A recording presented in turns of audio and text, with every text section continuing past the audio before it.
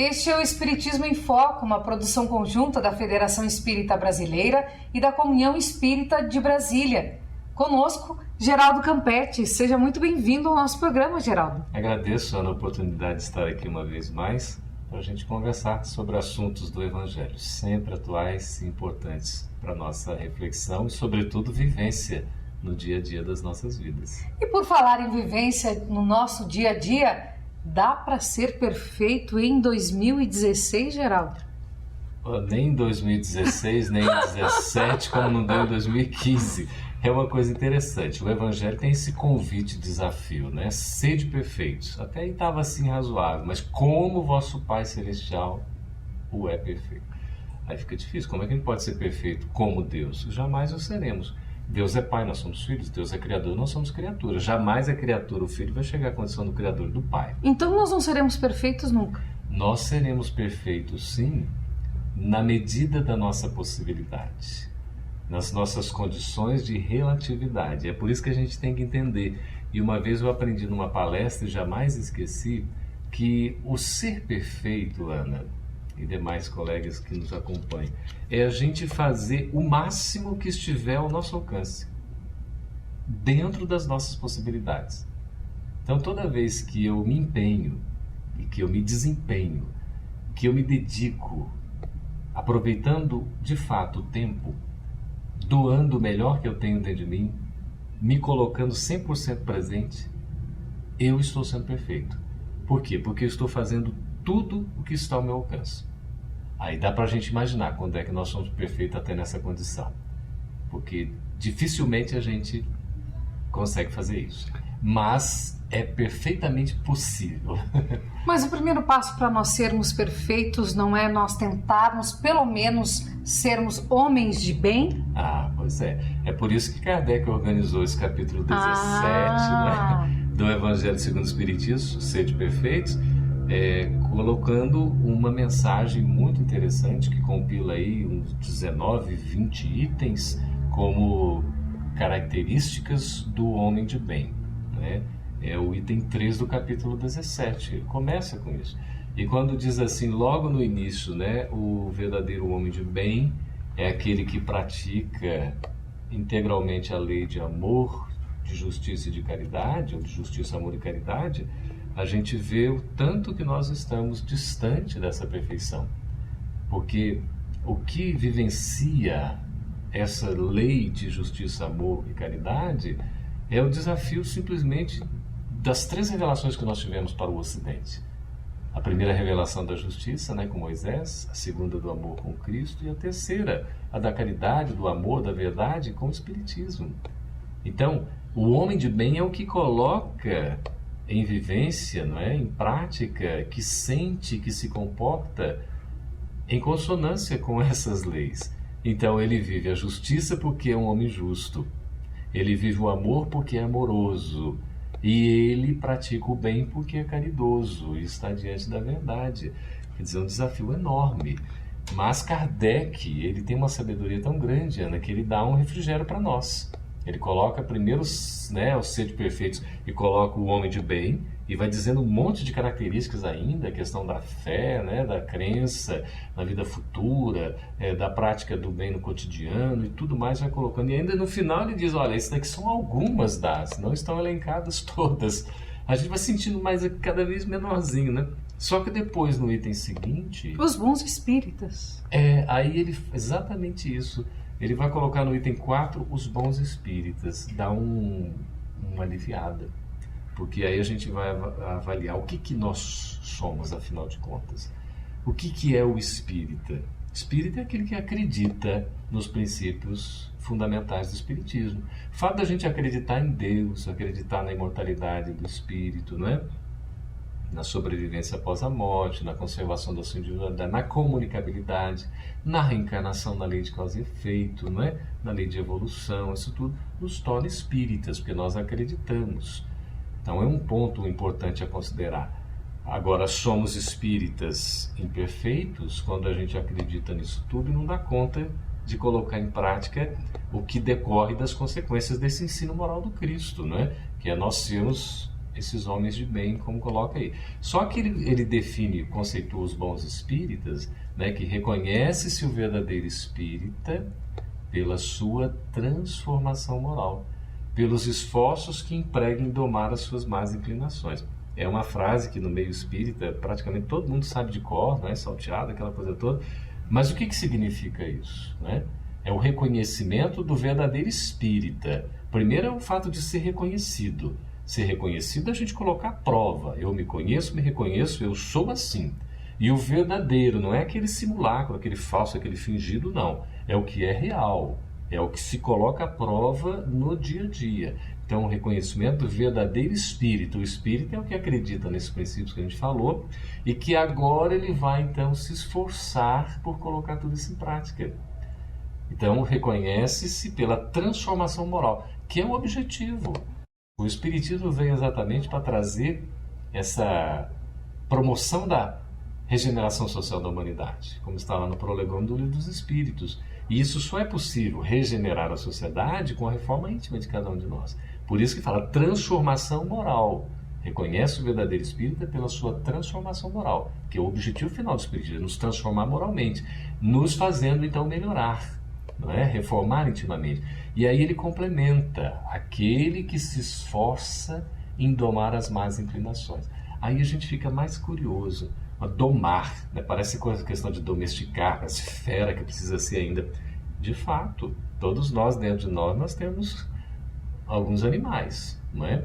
Eu mesmo me considero assim uma fera que precisa ser contida. Então, tem que domar isso. Domar é um processo todo gradativo de educação, né, que o tempo vai nos conferindo e a gente vai aprendendo as lições e vai se esforçando. Por isso ele coloca, o esforço em domar, o esforço é uma ação da vontade. É aquela questão do vinde a mim, é nós nos levantarmos.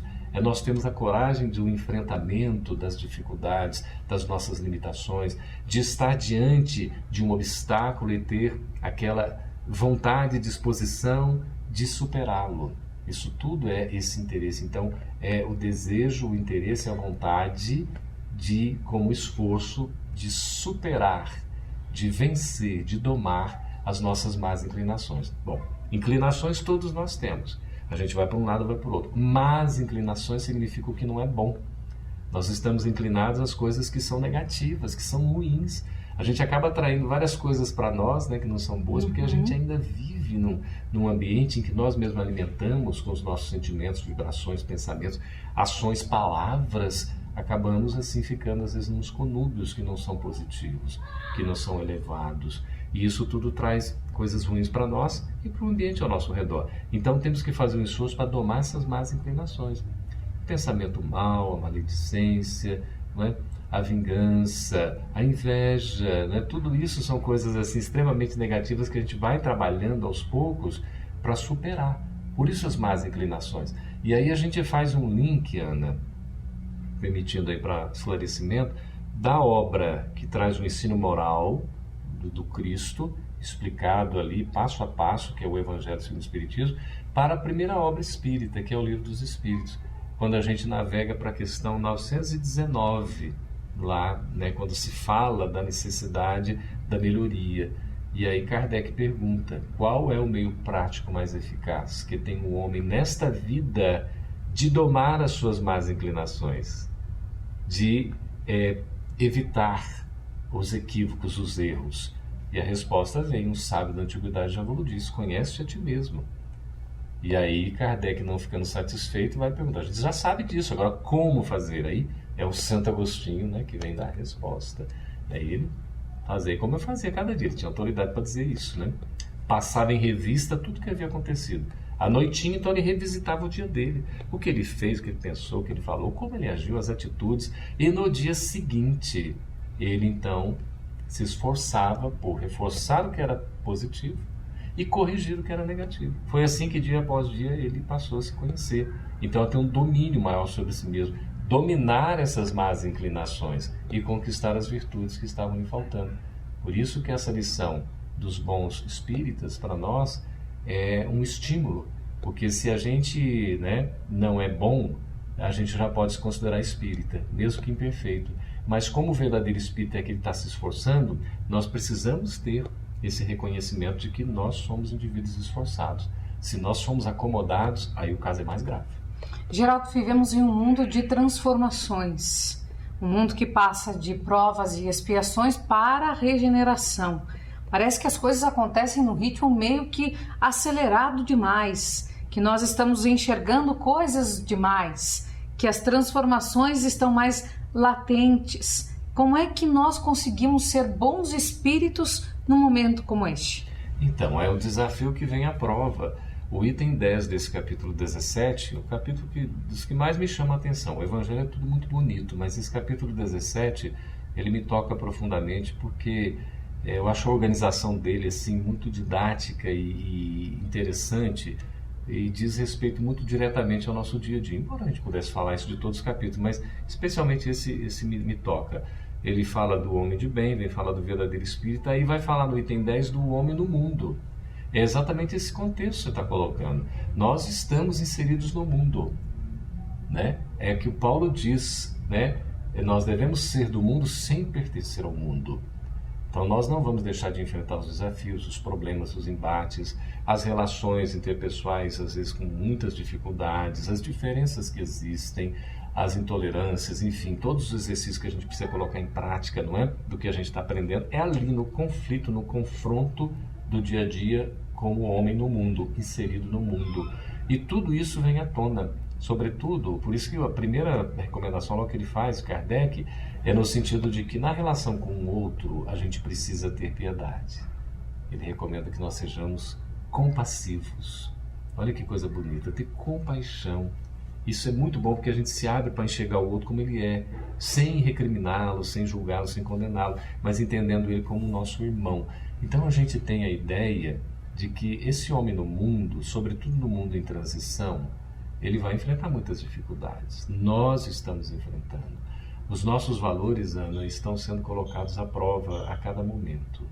E em dadas circunstâncias, a gente se vê como que sem superfície. A gente fica meio sem chão para pisar. E nos sentimos intimidados, nos sentimos às vezes temerosos, inseguros.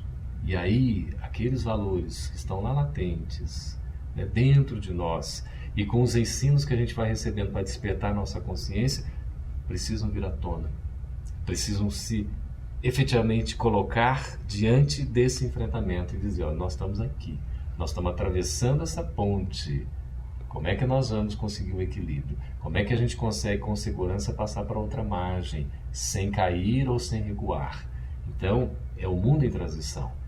Todas as coisas acontecendo muito rapidamente, numa velocidade impressionante, mas o que é essência, o que é verdade é atemporal, permanece sempre.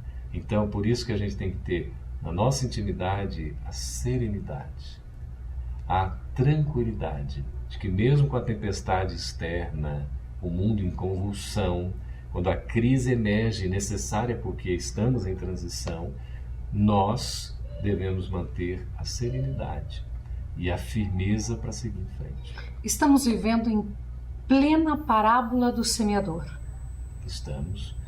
Estamos e há sementes que são lançadas nos diversos solos, não é? Alguns vão encontrar, né? Algumas sementes encontrarão um solo fértil e vão germinar. Outras encontrarão um solo que não é propício por um ressecamento, né? Um endurecimento, uma falta d'água, um monte de coisa. Então, nós estamos recebendo a oportunidade nesses finais dos tempos, cujos tempos já são chegados, não é? Porque os tempos serão chegados, os tempos são chegados, os tempos chegaram. Nós já estamos nesses tempos que chegaram. Por isso que o tempo é muito relativo, mas o tempo nosso, ele realmente está se esgotando. Não que Deus vai nos condenar, vai nos punir de maneira alguma, mas é que a oportunidade hoje, atual, é uma oportunidade ímpar. Que no passado, talvez, quando tivesse num processo evolutivo mais tempo, digamos assim, antes dessa transição mais efetiva como está culminando agora, a gente poderia dizer, não, deixa para a próxima encarnação. Nesse momento não dá para a gente ficar dizendo muito isso, não. A gente precisa aproveitar o tempo efetivamente, colocando à prova os nossos valores, fazendo os enfrentamentos necessários. E outra, sendo aqueles que recebemos as sementes de uma maneira salutar, porque abrindo o nosso coração para que ela possa germinar. Porque Ana e colegas que nos acompanham, nós temos uma responsabilidade muito grande em termos da difusão, da divulgação do bem. Nós todos somos instrumentos e precisamos estar afinados com o diapasão da vontade divina. Isso significa estar conectados com o bem, harmonizados e alinhados com a vontade de Deus.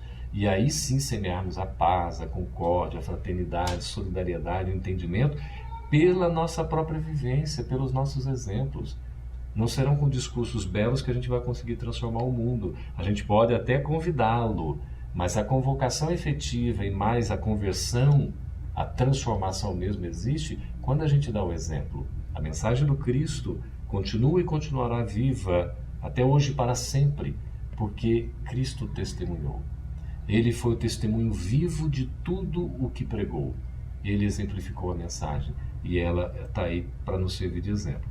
Agora é o nosso momento. É o momento da gente dar o nosso testemunho. É o momento da gente se colocar diante da prova e dizer, olha, eu ainda não estou absolutamente pronto, mas eu estou disposto. Estou aqui para lutar, para enfrentar os meus desafios e, inclusive, nesse processo de evolução também conjunta, eu auxiliar aqueles meus irmãos, assim como sou auxiliado por aqueles que têm mais condições do que eu. Se tu pudesse, nesse momento, dar um conselho a todos aqueles que nos escutam nesta hora, nesta 1/10 hora, o que dirias? Pois é, o conselho serve para todos nós, né? Que é uma recomendação que está no próprio Evangelho. É o momento da gente aproveitar, mais do que nunca, se já não fizemos no passado, e o próprio fato da gente estar testemunhando hoje uma série de provas, significa que de fato não aproveitamos. Chegamos a 1/10 hora, a última hora. Nós somos trabalhadores da última hora, né, desse mundo que se despede. Mas ao mesmo tempo, Ana, nós somos trabalhadores da primeira hora de um mundo de regeneração que já surge. Então temos uma oportunidade dupla, da última e da primeira hora. Vamos aproveitar. A recomendação é do Evangelho, né? Os tempos são chegados.